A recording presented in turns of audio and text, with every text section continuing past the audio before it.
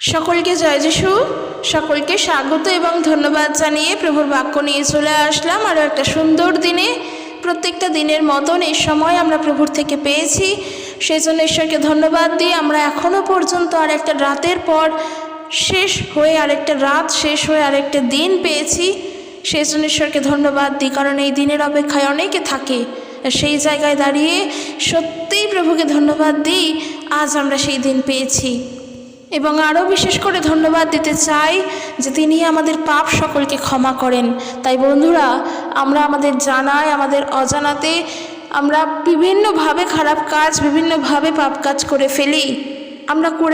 আমাদের মন পরিবর্তন করে আমরা প্রভু যিশুর কাছে এসেছি, প্রভু যিশুর পথে চলছি, কিন্তু যিশুতে চলতে চলতেও প্রত্যেকটা দিন আমাদেরকে আমাদের ভুলের জন্য মন পরিবর্তন করতে হবে। আমরা একবার হলেও প্রভুর কাছে আমাদের হৃদয়কে অনুতপ্ত করব, কারণ প্রভু যিশু খ্রিস্ট তিনি এই অনুতপ্ত হৃদয় চান। আমরা হৃদয় থেকে কতটা অনুতপ্ত হতে পারলাম সেটা তিনি দেখেন, তিনি এই আত্মাকেই চান। তাই খ্রিস্টতে প্রিয় বিশ্বাসী ভাই ও বোনেরা, নিজের হৃদয়কে প্রভুর কাছে এনে রাখবো, নিজের আত্মাকে প্রভুর হস্তে সমর্পণ করব, কারণ প্রভুর বাক্যও এই কথা বলছে। রোমীয় তার 12 অধ্যায়ে 1 পদ বলছে কি, সেখানে বলছে নিজের জীবনকে ঈশ্বরের উদ্দেশ্যে জীবিত বলি রূপে দাও। আমরা এই জীবনকে যেন প্রভুর হস্তে রাখতে পারি। এই জীবনকে প্রভু তুমি আশীর্বাদ করো, তুমি পরিচালনা করো, তোমার ইচ্ছে মতো তুমি পরিচালনা করো, কারণ আমরা নিজেরা কোনো কিছুই করতে পারি না। প্রভু যিশু তিনি এই কথা বলছেন যে আমার ব্যতীত তোমরা কিছুই নয়। সত্যি তাই, কারণ প্রেরিত পৌল তার প্রেরিতদের কার্যে 17 অধ্যায় 28 পদে তিনি বলছেন যে প্রভু যিশু খ্রিস্টতেই আমাদের জীবন, আমাদের গতি এবং আমাদের সত্তা। আমাদের এই জীবন চলছে, আমাদের গতি চলছে, আমাদের সত্তাও তার উপরেই। তাই আমরা তাকে ছাড়া সত্যিই কিছু করতে পারি না। প্রভু যিশুকে ছাড়া আমরা একটা পদক্ষেপও নিতে পারি না। সত্যি আমরা যেন প্রভুর জন্য কার্য করে যেতে পারি, আমাদের সকল ভুল যেন প্রভু ক্ষমা করেন। আমরা যেন অনুতপ্ত হৃদয় প্রভুর কাছে কাঁদি যে প্রভু তুমি আমাদের সকল ভুল, আমাদের অপরাধকে তুমি ক্ষমা করো, কারণ আমরা এখন তোমার ইচ্ছাতে চলতে চাই। যেভাবে তুমি চালনা করবে সেভাবে আমরা চলবো। আমাদের প্রত্যেকের প্রার্থনা ঈশ্বরের কাছে এটাই হবে, প্রভু যিশুর কাছে এটাই হবে। তো বন্ধুরা, চলো আজকের ভিডিও শুরু করি। আজকের যে বিষয় নিয়ে আলোচনা করব, দুটি বিষয়, কিন্তু দুটি অনেক বড় বড় বিষয়। এই বিষয়গুলি যা বলবো আমি, সেগুলো আমরা একটু শুনবো। আর প্রভু আমাদেরকে এই দুটি বিষয়ের উপর প্রচুর পরিমাণে আশীর্বাদ করেছেন। আর সেই দুটি বিষয় কি আমরা দেখব, আমরা পড়ব, বাক্য থেকে শিখব। তো প্রথমে আমরা দেখব গালাতীয়দের প্রতি পত্র তার 1 অধ্যায় 11 পদ থেকে। এখানের যে বিষয় রয়েছে, বিষয় হলো পৌলের কর্তৃত্ব ঈশ্বরের কাছ থেকে পাওয়া। এখানে বোঝার বিষয় অবশ্যই আছে। তো আজকে যেহেতু বিষয় আমার ছিল আশীর্বাদের কথা, আমি বললাম। তো দেখো, সাধু পৌল তিনি বলছেন আমি যা যা ভার পেয়েছি এই সবটা ঈশ্বর আমাকে দিয়েছেন। অর্থাৎ এই দায়িত্বভার, এই ভার, এই কোনো কিছুই আমার নিজের ইচ্ছায় হয়নি, কোনো কিছুই তার নিজের ইচ্ছায় হয়নি। আর আমরা প্রত্যেকে জানি, আর আমরা আজকে সেই পৌলের জীবন থেকেই দেখব যে ঈশ্বরও আমাদেরকে কত বেশি পরিমাণে আশীর্বাদ করেছেন। যদি আমরা পড়ি গালাতীয় তার 1 অধ্যায় 11 পদ থেকে, সেখানে সাধু পৌল তিনি গালাতীয়দের প্রতি লিখছেন এরকম, ভাইয়েরা আমি চাই তোমরা জানো যে সুসমাচার আমি তোমাদের কাছে প্রচার করেছি তা কোনো মানুষের মত অনুযায়ী নয়। অর্থাৎ তিনি বলছেন যে প্রভু যীশু খ্রিস্টের যে সুসমাচার আমরা পেয়েছি, সবাই, যেহেতু এটা গালাতীয়দের উদ্দেশ্যে বলছেন, গালাতীয়দের উদ্দেশ্যে তিনি এই পত্র লিখছেন আর তিনি তাদেরকে বলছেন। একটা বিষয় আমরা এখানে জেনে রাখি, সাধু পৌল কিন্তু ইহুদিদের কাছে সুসমাচার প্রচার করেছিলেন। তো এই যে গালাতীয়দেরকে তিনি বলছেন যে সুসমাচার তোমরা পেয়েছো, তোমরা এটা জেনে রাখো যেটা কোনো মানুষের মত অনুযায়ী আমি করিনি। বলছে কি, কারণ সেই বার্তা আমি কোনো মানুষের কাছ থেকেই পাইনি, কোনো মানুষ আমাকে তা শিখিয়েও দেয়নি, বরং প্রভু যীশু খ্রিস্টই আমার কাছে তা প্রকাশ করেছেন। Praise the Lord. এর থেকে বড় আশীর্বাদ মানুষের জীবনে কি হতে পারে? আজকের আমি প্রভু যিশুর কথা তোমাদের কাছে বলছি। আজকের আমি তোমাদের কাছে প্রভু যিশুর উদ্দেশ্যে আরাধনা করছি। আমি তোমাদের জন্য প্রভু যিশুর কাছে প্রার্থনা করছি যে এত কিছু, এত প্রসেস কোনো মানুষই আমাদেরকে শিখিয়ে দেয় না, কোনো মানুষ না। এখন যদি বলি যে আমি তোমাদের সাথে প্রভুর বাক্য প্রচার করছি, আমি শিখেছি আমার চার্চ থেকে, আমার মণ্ডলী থেকে, আমার পালক মশাইয়ের থেকে, আমি আমার পুরোহিত থেকে শিখেছি, তা সম্পূর্ণভাবে ভুল বলবো। শুধু ভুলই বলবো না, বলতে গেলে মিথ্যা বলা হয়। কেন? কারণ এই যে শিক্ষা, এই শিক্ষা যদি প্রভু যিশু দান না করতেন কোনো দিনের জন্য পেতাম না। সাধু পৌল তিনি কি বলছেন? যদি আমরা প্রথম করিন্থীয় তার 3 অধ্যায় 5 পদ থেকে দেখি, সেখানে সাধু পৌল তিনি বলছেন আপল্লো কে আর পৌলই বা কে?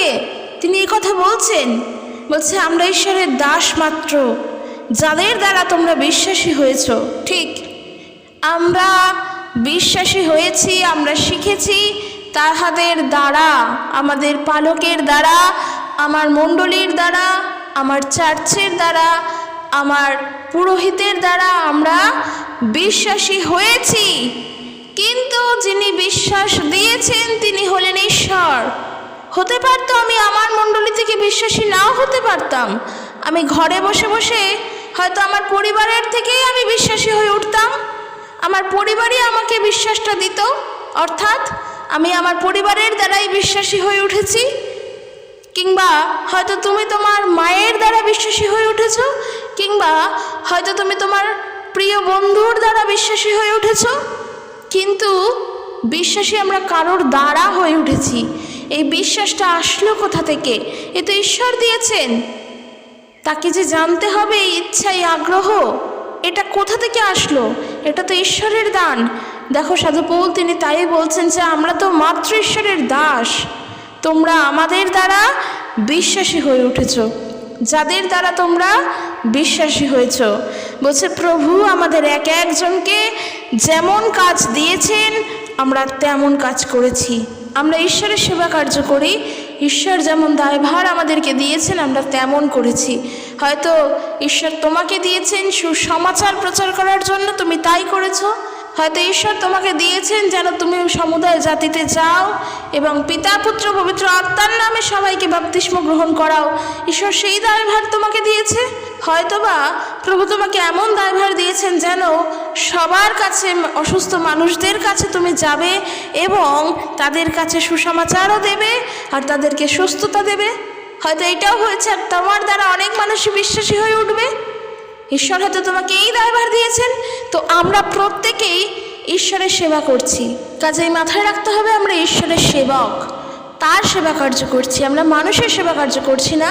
মানুষ যা শেখাচ্ছে আমরা তাই শিখছি না, প্রভু যা শেখাচ্ছেন আমরা তাই শিখছি। কারণ বাক্য বলছে যে আমি বীজ বুনেছি, আপল্লো তাতে জল দিয়েছেন, কিন্তু ঈশ্বরই বৃদ্ধি দান করেছেন। তাই যে বীজ বনে বা যে জল দেয় সে কিছু নয়, কিন্তু ঈশ্বর যিনি বৃদ্ধি দান করেন তিনি সব। আর 8 পদেও তাই বলছে যে যে বীজ বনে ও যে জল দেয় তাদের উদ্দেশ্য এক, অর্থাৎ যেন সেই গাছটি বড় হয়। আর বাক্য বলছে তারা প্রত্যেকে নিজের নিজের কর্ম অনুসারে ফল পাবে, তার কারণ আমরা প্রত্যেকেই ঈশ্বরের সহকর্মী। তোমরা এক শস্যক্ষেত্রের মতো, যার মালিক স্বয়ং ঈশ্বর। Praise the Lord. আর পৌল গালাতীয়দের উদ্দেশ্যে সেটাই বলছেন যে কোনো মানুষই কিন্তু কোনো কিছু আমাকে শিখিয়ে দেয়নি।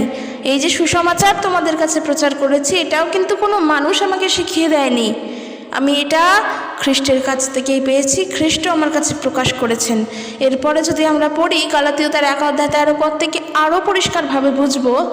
বলছে সেখানে পৌল, তোমরা তো শুনেছ আমি আগে কেমন জীবনযাপন করতাম। আমি ইহুদি ধর্মমতাবলম্বী ছিলাম। আমি নির্মমভাবে ঈশ্বরের মণ্ডলীকে নির্যাতন করে তা ধ্বংস করতে চেষ্টা করেছিলাম। ইহুদি ধর্মচর্চার সমসাময়িক ও আমার সমবয়সী অন্যান্য ইহুদিদের থেকে আমি অনেক এগিয়ে ছিলাম, কারণ পূর্বপুরুষদের পরম্পরাগত রীতিনীতি পালনে আমার যথেষ্ট উদ্যোগ ছিল। সাধু পৌল তিনি নিজেই কথা বলছেন। তিনি বলছেন যে তিনি ইহুদি, তো আমরা জানি প্রত্যেকে, আমরা যদি ফিলিপিও পুস্তক পড়ি সেখান থেকেই পাবো। সাধু পৌল তিনি তো নিজে ইহুদি ছিলেন, আর ইহুদিদের সমসাময়িক যারা ছিলেন এবং হয়তো পৌলের সমবয়সী যারা ছিলেন তাদের থেকে পৌল অনেক এগিয়ে ছিল, কারণ ইহুদিরা তো ট্র্যাডিশন ফলো করতো। আমরা পড়েওছি প্রভু যিশুর শিষ্যরা যখন সেই হাত না ধুয়ে খেয়েছিল, কিছুদিন আগে আমরা দেখলাম সেই ভিডিও, শুনলাম যে হাত ধুয়ে খাওয়াটা, তারপরে থালা বাসন পরিষ্কার করে খাওয়া, সেটা তাদের ট্র্যাডিশন ছিল। তো পৌল বলছে আমি ইহুদিদের রীতিনীতি পালনে অনেক বেশি উদ্যোগী ছিলাম, অর্থাৎ সে সেটা খুব ভালো করে জানতো, অন্যান্যদের থেকে সে এই বিষয়ে অনেক এগিয়ে ছিল। পৌল বলছেন, দেখো এখানে একটা কথা বলি, আমি আবারও বলছি, এটা সম্পূর্ণ আমার নিজস্ব মতামত, নিজস্ব ভাবনা, বাক্য পড়ে প্রভু আমাকে যা শেখান সেটাই, যে ঈশ্বর তিনি মানুষকে চেনেন, মানুষকে জানেন, কে কিভাবে তাকে বিশ্বাস করতে পারে সে কিন্তু সেই পথ অনুসারেই মানুষকে বিশ্বাস করায়। কেন বলছি, আমি নিজের কথাই আমি বলি। আমি যখন ছোট ছিলাম, যখন আমি স্কুলে পড়তাম, যখন আমি 1-2তে পড়তাম, আমি ঈশ্বরকে খুব ভালোবাসতাম। স্বর্গের পিতা ঈশ্বর নন, যারা মূর্তি তখন তাদেরকে ঈশ্বর বলে জানতাম, তাদেরকে খুব ভালোবাসতাম, তাদের উপরে খুব নির্ভর করতাম, কিছু হলেই তাদেরকে স্মরণ করতাম। আমি যখন ছোট ছিলাম আমার ঠাম্মা আমাকে সেই সমস্ত বই পড়ায়। আমরা জানি, আমরা প্রত্যেকেই হয়তো এই সময়টার মধ্য দিয়ে যাই, যখন আমরা ছোট থাকি আমাদের দিদা, আমাদের ঠাম্মা প্রত্যেকেই ওই সমস্ত দিকে আমাদেরকে অনেক আকৃষ্ট করে তোলেন এবং আমাদেরকে অনেক সেই বিষয়ে আরও শিক্ষা দেন। তো আমিও ঠিক সেই রকমই ছিলাম, আমিও সেই বই পড়তাম, আমার খুব ভালো লাগতো, আমিও সব করতাম। কিন্তু প্রভু যিশু তিনি আমাকে মনোনীত করলেন। এখানেই দেখো, এখানেই টুইস্ট আছে। আমি তাদেরকে স্মরণ করতাম, আমার বিপদের দিনে আমি তাদেরকে ডাকতাম, আমি তাদের বই পড়তাম। ঈশ্বর জানতেন যে আমার জন্য কোনটা দরকার, আর সেই জন্য ঠিক সময় মতো ঈশ্বর আমাকে মনোনীত করলেন। এখন আমি ঈশ্বরের সেবা কার্য করছি, আমি এখন প্রভু যিশুকে চিনেছি, আমি এখন স্বর্গের পিতাকে জেনেছি, সত্য ঈশ্বরকে জেনেছি, আমি তার বাক্য পড়ছি। ঈশ্বর জানেন কোনটা আমাদের জন্য দরকার। আমি যদি পৌলের বিষয়ে বলি, এই যে পৌল, সে কিন্তু ইহুদি ধর্মের লোক ছিল, প্রভু যীশু খ্রিস্ট কিন্তু তিনিও ইহুদি ধর্মের। পৌল এই ইহুদি ধর্মাবলম্বী হয়ে সে অনেক এগিয়েছিল, অর্থাৎ সমসাময়িক যারা ছিলেন বা পৌলের সমবয়সী যারা ছিলেন তারা সেই বিষয়ে অতটাও এগিয়ে ছিলেন না যতটা পৌল ছিল। অর্থাৎ সে সেই ধর্মকে অনেক মান্যতা দিত, অনেক শ্রদ্ধা করত, অনেক ভালোবাসত, সেই বিষয়ে অনেক কিছু শিক্ষা নিত, সেখানে অনেক তিনি এগিয়ে ছিলেন। আর ঈশ্বর জানতেন পৌলের জন্য কি দরকার। এই পৌল একদিন খ্রিস্ট বিশ্বাসীদেরকে অত্যাচার করত, এই পৌল এক সময় বিভিন্ন মণ্ডলীকে ধ্বংস করার জন্য এগিয়ে যেত। আর দেখো, ঈশ্বর জানেন পৌলকে তার জন্য দরকার, আর সেই জন্য তিনি পৌলকে মনোনীত করলেন, সেই জন্য তিনি পৌলকে বেছে নিলেন। কেন আমি বললাম প্রভু যিশুর ইহুদি ধর্মের ছিল, এখানে একটু বোঝার বিষয় আছে। আমরা তো কত পরে, আমরা তো ভারতবর্ষে বাস করছি, তারা তো সম্পূর্ণ আলাদা। যদি জাগতিক অর্থে দেখতে চাও, তারা আলাদা, আমরা আলাদা। আমরা ভারতবর্ষের পশ্চিম বাংলায়, আমরা অনেক দূরে তাদের থেকে, তাদের কেউ জানি না, তারাও আমাদেরকে চেনে না, জানে না, কিছুই না। কিন্তু ঈশ্বর তো তিনি সবাইকে চেনেন। তার কাছে কোনো ধর্মের কি ভেদাভেদ আছে? কোনো দিনের জন্য নয়। ইহুদি ধর্মের মানুষ ছিলেন পৌল, সাধু পৌল, তিনি ইহুদি ধর্মাবলম্বী ছিলেন। এমনকি প্রভু যীশু খ্রিস্ট তিনি ইহুদি ধর্মে জন্মগ্রহণ করেছিলেন, আর তিনি জানতেন যে পৌল ভুল পথে চলছে, সেই জন্য তিনি নিজে মনোনীত করলেন পৌলকে। আর এই যে আমরাও যদি নিজেদের জীবনকে দেখি, আমরাও জানব ঈশ্বর জানেন আমরা ঈশ্বরকে বিশ্বাস করি, কিন্তু আমাদের পথটা ভুল। ঈশ্বর জানেন আমরা ঈশ্বরকে বিশ্বাস করি, কিন্তু আমরা যেই পথে বিশ্বাস করছি সেই পথটা ভুল। ঈশ্বর আমাদেরকে সেখান থেকে সরিয়ে এনে সত্য পথে এনে রেখেছেন, আর সেই সত্যের পথ দিয়ে আজকের আমরা প্রভুর পথে চলছি। ঈশ্বর জানেন এর থেকে বড় আশীর্বাদ একজন বিশ্বাসীর জীবনে আর কি হতে পারে। যার জীবনে প্রভু যিশু আছেন তার জীবনে সব আছে, সব পাওয়া তার হয়ে গিয়েছে। সত্যিই তো, যেই পথটায় আমরা ভুল ছিলাম সেই ভুল থেকে সরিয়ে এনে ঈশ্বর আজকে আমাদেরকে তার পথে এনেছেন। এর থেকে বড় পাওয়া একজন মানুষের জীবনে আর কী হতে পারে? যে ঈশ্বর তাকে ভালোবাসে, ঈশ্বর তাকে প্রেম করে। তাই অনুতপ্ত হৃদয়ে প্রভুর কাছে কাঁদো। প্রভু তোমাকে আশীর্বাদ করবেন, প্রভু আমাদেরকে সুস্থ করবেন, প্রভু আমাদেরকে শান্ত করবেন, আমাদের হৃদয়কে তিনি ক্ষমা করবেন, আমাদের ভুলকে তিনি ক্ষমা করবেন। তো এরপর আমরা 15 পদ থেকেই দেখব, পৌল তাই বলছেন যে আমার জন্মাবার আগে থেকেই, আমার জন্ম হওয়ার আগে থেকেই ঈশ্বর আমাকে বেছে নেন এবং নিজ অনুগ্রহে তার সেবা করার জন্য আমাকে ডেকেছেন। এটাই আমার বলার, যে আমরা এই পৃথিবীতে এসে কোন ধর্মের, কোন জায়গায়, কোন জাতিতে, কোথায় গিয়ে বসবাস করছি সেটা ঈশ্বরের কাছে বড় বিষয় নয়। কারণ আমরা যারা আজকের মনোনীত, ঈশ্বর অলরেডি আমাদের জন্ম হওয়ার আগে থেকেই, জগৎ সৃষ্টির পূর্ব থেকেই তিনি আমাদেরকে বেছে রেখেছেন, তিনি আমাদেরকে ডেকেছেন। 16 পদে বলছে, আমি যেন ইহুদিদের কাছে তার পুত্রের বিষয় সুসমাচার প্রচার করি, সেই জন্যে ঈশ্বর তার পুত্রের বিষয় আমার কাছে প্রকাশ করতে মনস্থ করলেন। যেটা কিনা পৌল নিজের জীবনের বিষয় বলছেন, যে আমাদের কাছে, ইহুদিদের কাছে তো পৌল প্রচারক ছিলেন, তিনি প্রচার করতেন প্রভুর বাক্য, প্রভুর সুসমাচার, প্রভু যিশুর কথা। আর তিনি বলছেন ঈশ্বর জগৎ সৃষ্টির পূর্ব থেকেই আমাকে মনোনীত করে রেখেছিলেন, আমাকে ডেকে রেখেছিলেন যেন তার প্রিয় পুত্রের বিষয় ইহুদিদের কাছে, পরজাতীয়দের কাছে আমি প্রকাশ করতে পারি, সেই সুসমাচার, সেই সত্য যেন আমি দিতে পারি। আর দেখো এরপর বলছে, ঈশ্বর যখন আমাকে ডাকলেন তখন আমি কোনো মানুষের সঙ্গে পরামর্শ করিনি, এমনকি আমার আগে যারা প্রেরিত হয়েছিলেন তাদের সঙ্গে দেখা করতেও আমি জেরুজালেমে যাইনি। কিন্তু কাল বিলম্ব না করে আমি আরব দেশে চলে গেলাম, পরে দম্মেশক শহরে ফিরে গেলাম। আমরা যদি প্রেরিতদের কার্য পড়ি, আমরা সেখানে পৌলের জীবনে দেখতে পারবো। যদি তোমরা গতকালের ভিডিও দেখে থাকো, তাহলে গতকাল আমার ভিডিও ছিল কি, প্রেরিতদের কার্য 8 অধ্যায়। তো তারপর 9 অধ্যায় থেকে যদি পড়ো তাহলেই পৌলের জীবনে দেখতে পারবে। তো পৌল সেটাই বলছেন যে যখন ঈশ্বর আমাকে ডেকেছেন আমি তখন কারোর সঙ্গে পরামর্শ করিনি।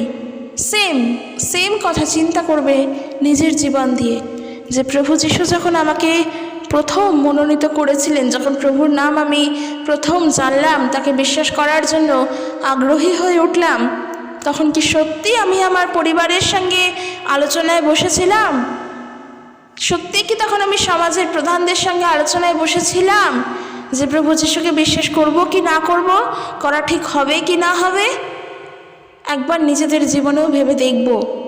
আমি বলবো আমার বিশ্বাস তোমাদের ওপর থেকে তোমরা কেউই তা করনি। কারণ যদি আমরা আলোচনা করতে বসতাম, পরামর্শ নিতে বসতাম যে যিশুকে বিশ্বাস করা উচিত কি না, তাহলে কোনো দিনেরই জন্য হয়তো আমরা প্রভুর হয়ে উঠতে পারতাম না। কারণ প্রভু যিনি যাকে মনোনীত করেন তিনি তো ঈশ্বর, তিনি তাকে বেছে নেন। তো ঈশ্বরের উপরে কেউ কোনো কার্য করতে পারে না। সাধারণ মানুষ পরামর্শ করতে বসলেও যদি ঈশ্বরের ইচ্ছা তার উপরে থাকে, মানুষের চিন্তা ভাবনা দিয়ে কিছুই হবে না। যে বিশ্বাস করার সে বিশ্বাস করবে, যে গ্রহণ করার সে ঠিক গ্রহণ করবে। তো এটাই বলবো যে ঈশ্বরের থেকে পাওয়া এর থেকে বড় আশীর্বাদ একজন বিশ্বাসীর জীবনে আর কিছু হতে পারে না। যে আমরা প্রভু যিশুকে জানিনি, কিন্তু প্রভু যিশু বহু পূর্ব থেকেই আমাদেরকে মনোনীত করে রেখেছিলেন যেন আমরা তার হয়ে উঠি।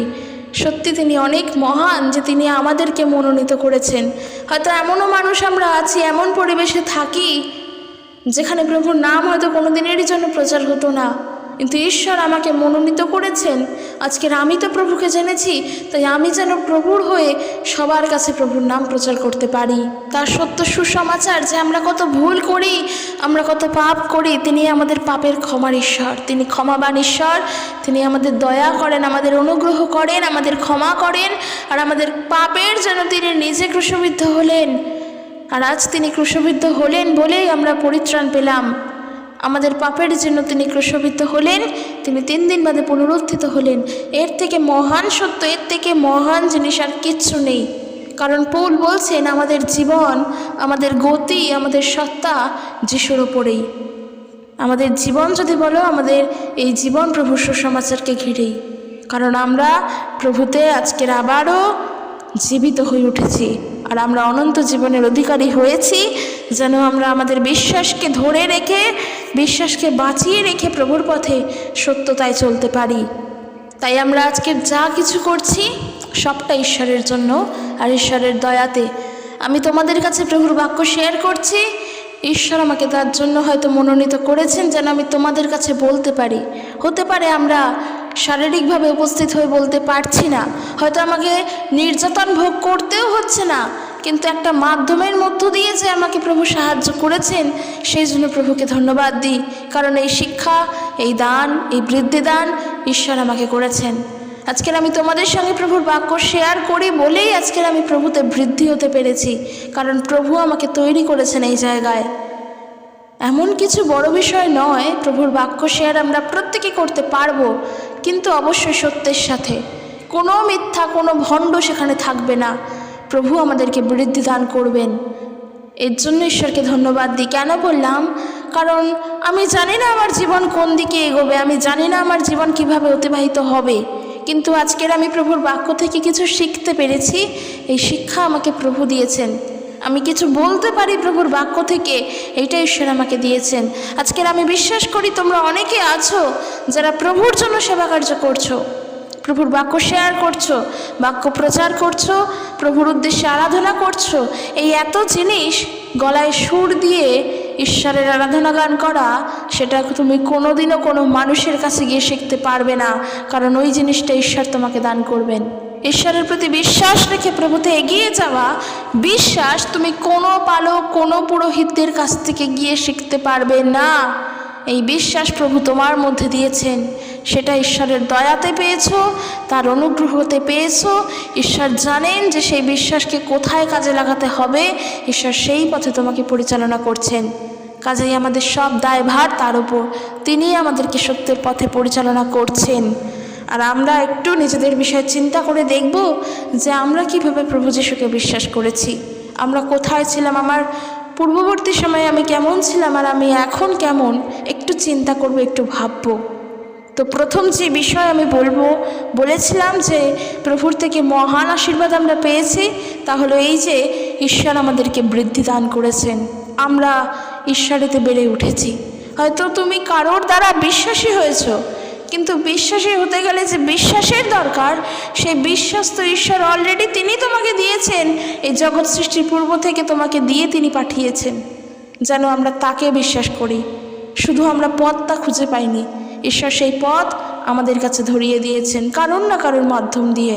আর আরও একটা যে বিষয় বলবো, যে বিষয় অলরেডি ঈশ্বর আমাদেরকে আশীর্বাদ করেছেন, তা হলো তিনি আমাদেরকে একটা সুন্দর চিত্ত, সুন্দর হৃদয় দিয়েছেন। সত্যি এর জন্য প্রভুকে ধন্যবাদ দিই। আজ আমি বলবো 2 করিন্থীয় তার 9 অধ্যায় 6 পদ থেকে। সেখানে কি বলছে আমরা দেখব। সাধু পৌল তিনি বলছেন, কিন্তু আমি বলি এই যে অল্প পরিমাণে বীজ বুনে সে অল্প পরিমাণে শস্যও কাটিবে, আর যে ব্যক্তি আশীর্বাদের সহিত বীজ বুনে সে আশীর্বাদের সহিত শস্যও কাটিবে।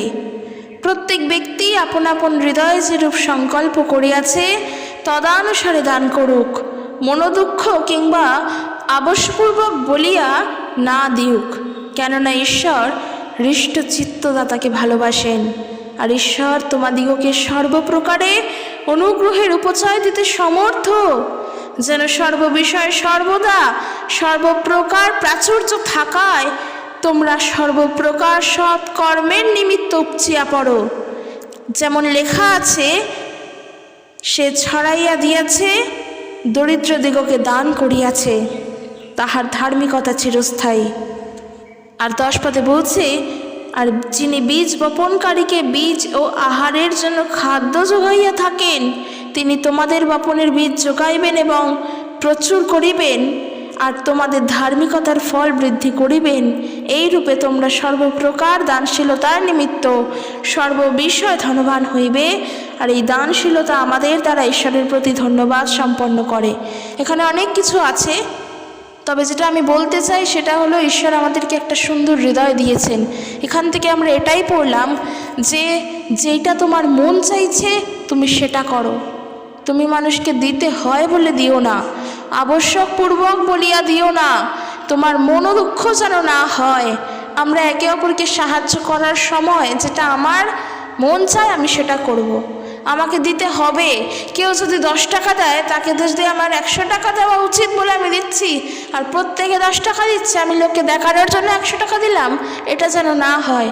কিংবা যারা 10 টাকা দিচ্ছে দিক, কিন্তু আমি বেশি পারবো না, আমি 2 টাকাই দিই না, এইটাও যেন না হয়। যেটা তোমার হৃদয় থেকে আসছে তুমি সেটা করো, তোমার মন যেটা চাইছে তুমি সেটাই দাও। কেননা একটা জিনিস জানবে, ঈশ্বর আমাদেরকে এই সুন্দর হৃদয় দিয়েছেন। প্রভুর বাক্য কি বলছে? প্রভুর বাক্য বলছে, কেননা ঈশ্বর হৃষ্টচিত্তদাতাকে ভালোবাসেন। এর অর্থ কি? এর অর্থ হলো এইটাই যে যারা খুশি মনে দান করে বা যারা খুশি মনে কাউকে কিছু দেয়, হৃষ্টচিত্ত, যার চিত্ত অনেক পরিপূর্ণ, হৃষ্টপুষ্ট, কিসে? যার মনে আনন্দে পরিপূর্ণ, যার মধ্যে খুশি রয়েছে, সুখ রয়েছে, হ্যাপি আছে, ঈশ্বর সেই চিত্তকে ভালোবাসেন। আমাদের মরা চিত্ত, আমাদের দুঃখে জরাজীর্ণ চিত্ত তিনি সারিয়ে তোলেন, কিন্তু তিনি বেশি ভালোবাসেন আনন্দে যাতে আমরা থাকতে পারি, মন থেকে আনন্দ সহকারে যেন প্রভুর সেবা কার্য করি, কাউকে যেন কিছু দান করতে হলেও আনন্দ সহকারে করি। কারণ বাক্য বলছে কি? আর ঈশ্বর তোমাদিগকে সর্বপ্রকার অনুগ্রহ উপচয় দিতে সমর্থ। তিনি আমাদেরকে সর্বপ্রকার অনুগ্রহ দিয়েছেন। 8 পদে সেটাই বলছেন যে ঈশ্বর তোমাদের সর্বপ্রকার আশীর্বাদ প্রচুর পরিমাণে দিয়ে থাকেন, যেন সব সময় তোমাদের সব কিছুই বেশি পরিমাণে থাকে এবং যেন সব রকম ভালো কাজ করার জন্য সর্বসময় তোমাদের ইচ্ছা ও প্রয়োজনের অতিরিক্ত সবই তোমাদের মধ্যে থাকে। কারণ শাস্ত্র তাই বলছে।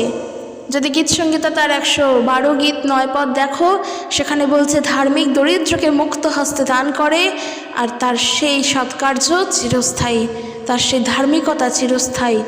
বলছে প্রভু যিনি কৃষককে বীজ বোনার জন্য বীজও দিচ্ছে এবং আহারের জন্য খাদ্যও যোগাচ্ছেন, আর তিনি আমাদের আত্মিক বীজ বোনার জন্য বৃদ্ধি সাধন করবেন না?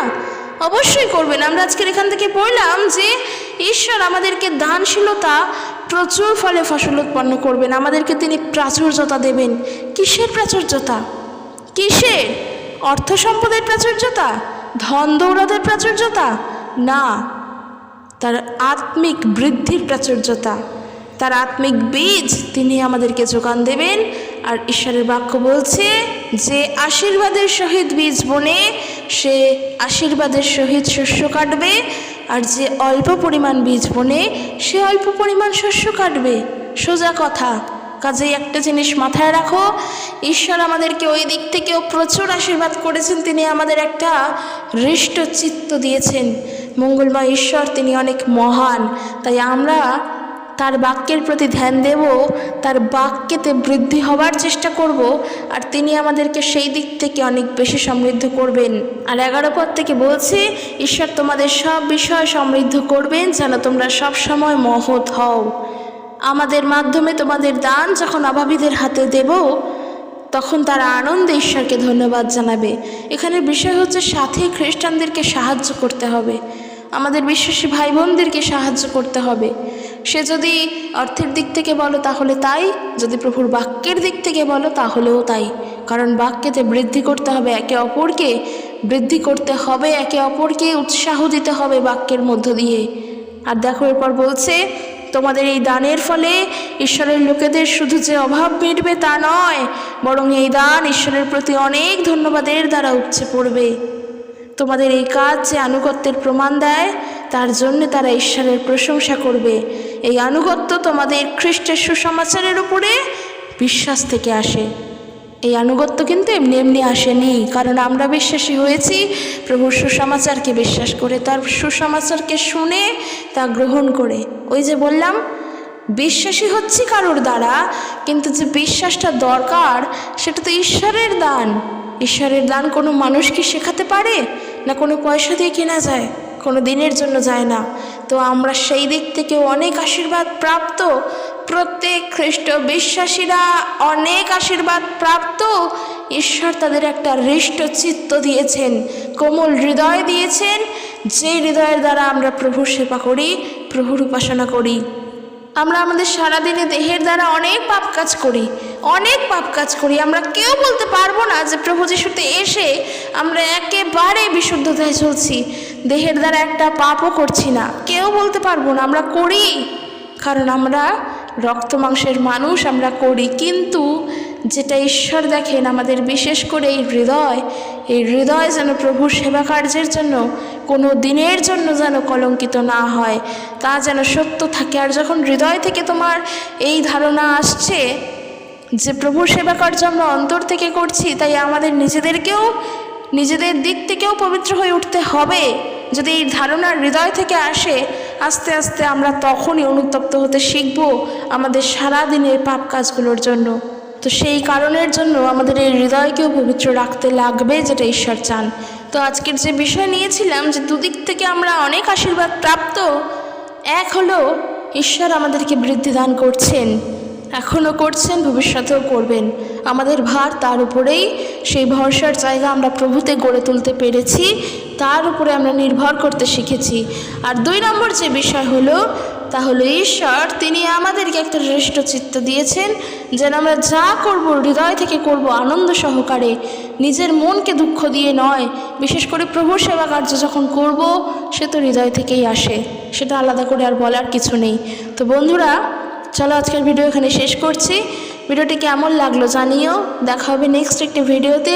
যদি ভিডিওটি ভালো লেগে থাকে অবশ্যই প্রত্যেকের সঙ্গে শেয়ার করো, একে অপরের কাছে প্রভুর এই বাক্য পৌঁছে দিও, আমরা যেন প্রত্যেকে প্রভুতে এক হয়ে চলতে পারি। প্রত্যেককে আশীর্বাদ যুক্ত করুক ঈশ্বর, তার আপন বাক্যে প্রত্যেককে আশীর্বাদ যুক্ত করুক। জয় যিশু, প্রেজ দ্য লর্ড।